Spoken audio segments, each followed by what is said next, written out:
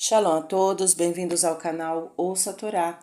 Vamos à sexta aliada para Shá, Vaet Hanan, que está no livro Devarim, capítulo 6, versículo 4 a 25. Baruch atah Adonai, Eloheinu melech haolam, asher barabanu mikol hamim venatan lanu et torato, Baruch atah Adonai noten hatorá. Amém. Escuta, Israel, o nome é nosso Deus, o nome é um. E amarás ao nome teu Deus com todo o teu coração, com toda a tua alma e com todas as tuas posses, e as palavras que te ordeno hoje estarão em teu coração, e as ensinarás a teus filhos, e as pronunciarás ao sentar-te em casa, ao andares pelo caminho, ao deitar-te, ao levantar-te.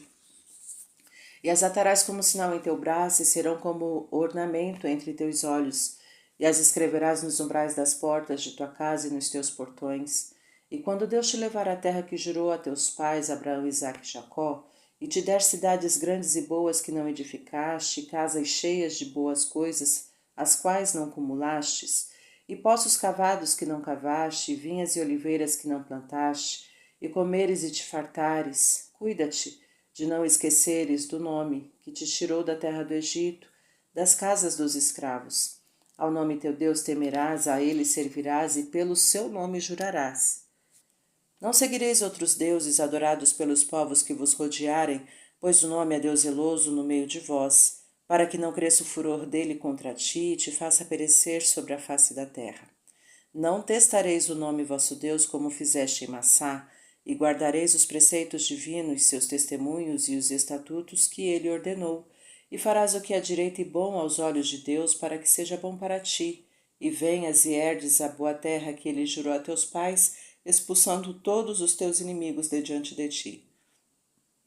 Quando teu filho perguntar no futuro o que significam os testemunhos, estatutos e os juízos que o nome nosso Deus nos ordenou, dirás a ele: escravos fomos do faraó no Egito, e Deus nos tirou de lá com mão forte, e fez sinais e milagres grandes e ruins para os egípcios diante de nós, e nos tirou de lá para nos trazer a terra que ele jurou aos nossos pais, e nos ordenou observar todos estes estatutos, e que o temêssemos para que seja bom para nós, sempre, e para nos deixar viver como até hoje.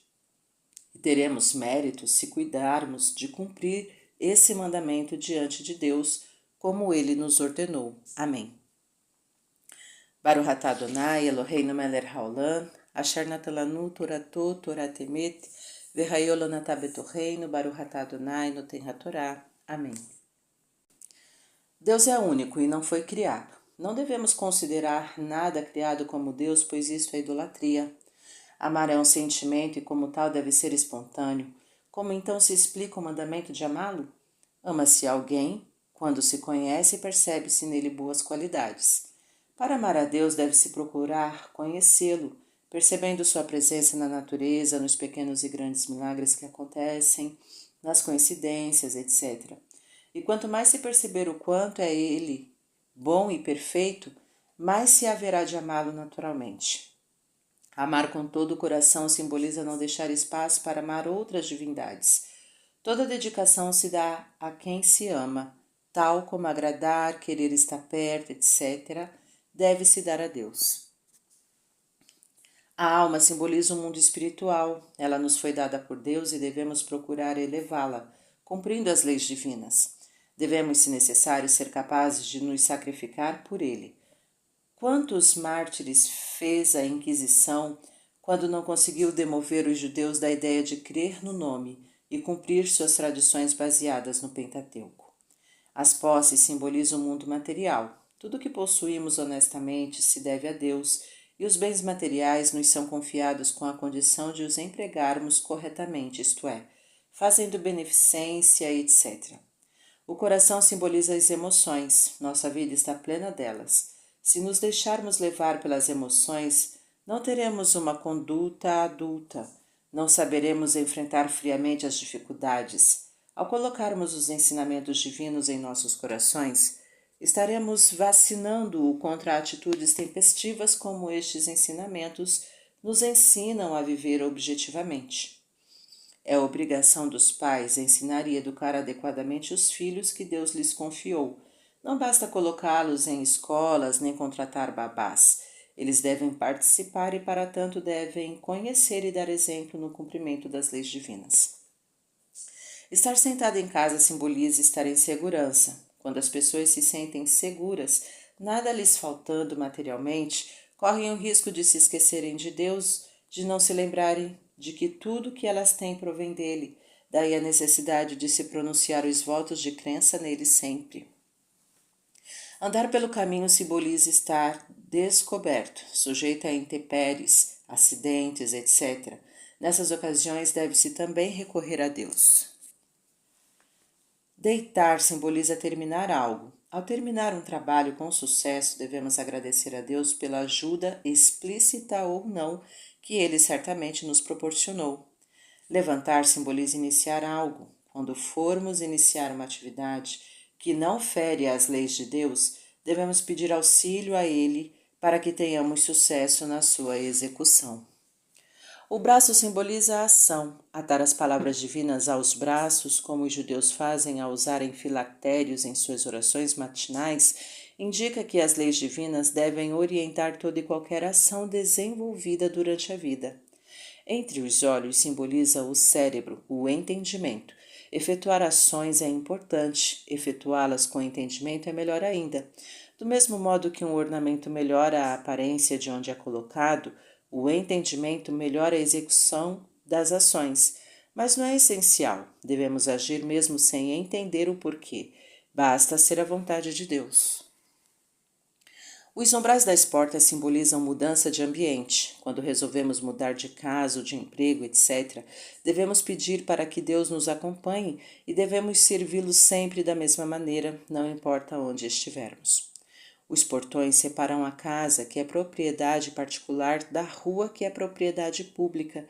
Isto simboliza que não devemos considerar as leis divinas de maneira diferente quando estamos em casa ou quando estamos fora. Por exemplo, não cumprir as leis divinas só em casa, não ser amistoso e prestativo com as pessoas só na rua, etc. Moisés antecipa que os filhos de Israel receberão de Deus cidades, casas, poços e plantações prontos conforme a sua promessa. Não era pelo mérito exclusivo daquela geração, mas sim pelos dos patriarcas que isto lhes cabia. Não devemos achar que merecemos tudo o que temos de recursos materiais. Boa parte pode ser proveniente de nossos antepassados, como uma herança. Cabe a nós preservar este patrimônio, conseguindo muitas vezes a duras penas e deixado com carinho para as gerações seguintes. Moisés adverte ao povo de que, quando se tem de tudo e principalmente quando as coisas vêm fácil, as pessoas se esquecem de quem lhes proporcionou. Além de não mostrarem gratidão a Deus, não se dão conta de que tudo o que Ele dá é para ser usado de maneira adequada conforme sua vontade.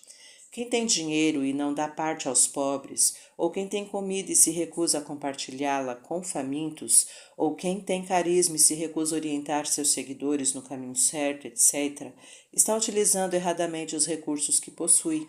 Quantas e quantas pessoas empobrecem de repente e não sabem o porquê. Talvez devessem algo a Deus. Moisés lembra que nem sempre o povo foi abastado. Quando escravos no Egito, mal tinham o que comer e trabalhavam duro para seu parco sustento. Muitas vezes as pessoas se esquecem de seu passado e não tratam bem aqueles que estão na mesma situação difícil que elas se encontravam antes de melhorarem. Testar Deus é duvidar de suas ações, é querer provocar mudanças no plano divino. Por isso é proibido, pois devemos nos conformar com o nosso destino, que é a melhor coisa que pode nos acontecer graças à sabedoria e bondade divinas. Todos os mandamentos divinos proporcionam méritos a quem os cumpre, e isto pode ser refletido em uma vida boa neste mundo ou no mundo vindouro após a morte. Tudo depende dos critérios divinos baseado nas intenções, nos resultados, nos esforços, etc. Mas o certo é agir sem esperar por recompensas. Para refletir, Deus não tem imagem, mas você pode assimilá-lo de uma forma condizente com a maneira como ele se manifestou a você em algum momento de sua vida. Não deixe que o emocional dirija a sua vida. Viva conforme os ensinamentos divinos e constantes no Pentateuco, e você terá uma vida digna e equilibrada. Não deixe que o sucesso lhe suba à cabeça. Lembre-se de quem é o provedor de tudo e que tudo que você possui lhe é fornecido em consignação, podendo ser subtraído a qualquer momento.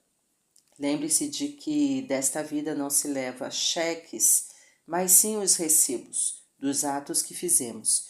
Cuide bem daquilo que você receber de herança. Procure proporcionar a seus filhos uma herança espiritual significativa. Para exercitar, qual é a imagem que você faz de Deus e por quê? Deixe a sua resposta nos comentários, participe. Tá gostando do conteúdo do canal? Então curta, comenta e compartilha. Se ainda não é inscrito, se inscreve, ativa o sininho e fica por dentro das novidades. Shalom a todos!